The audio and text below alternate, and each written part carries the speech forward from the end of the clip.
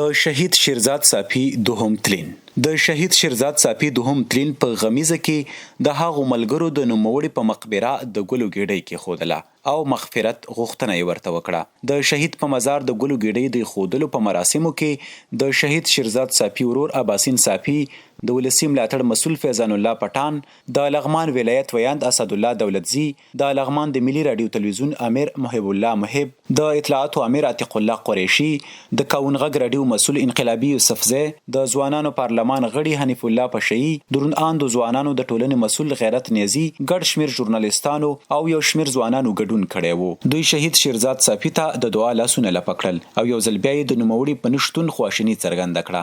یا د ګډونوالو په ټولنه کې د شهید شیرزاد صافی نشتون یو لویه ازایه یاد کړه او یادونه یې وکړه چې دوی به هیڅ کله د نوموړي خدمتونه او هڅې هېرې نه کړي. شیرزاد صافی هغه خیرخواه، نیک او بردبار انسانو چې نه د کومې سیمې نه د کومې ولسوالۍ او نه د کومې ډلې پورې تړاو لره. دا لغمانی و او د ټولو لغمانیانو لپاره یې غېږه خلاص و. دا هغه څوک و چې د بدخشان د خلکو سره یې خواخوږي لره. دا هغه څوک و چې د بامیانو، د کندي او هلمند د خلکو سره یې خواخوږي لره. خلاصه شیرزاد صافی هغه څوک و چې په مړینې سره ټول لغمان، ځوان، سپین ږیری، حتی خویندې میندې د دې په مړینې سره خواشیني څرګند کړه.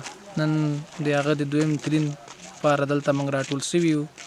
زه ځوانانو ته دا پیغام لرم چې د شیرزاد صافی په پل باندې پل کېږدي، ځکه هغه څوک و چې تر ننه ورځه پورې ښه یادېږي.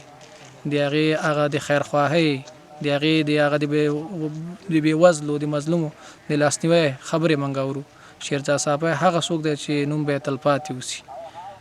هغه د خدای وبخي او موږ ته د خدای د نیک عمل کولو توان او توفیق ورکړي چې موږ هم وشو کولی خپل لغمانیانو ته، خپل هیوادوالو ته خدمت وکړو. شیرزاد صافی له نن څخه 2 کاله وړاندې د 1993 کال د حمل په 40 نیټه درې سرې سیمې اړوند په خپل باغ کې شهید کړی شو چې دای دوهم تلین دی.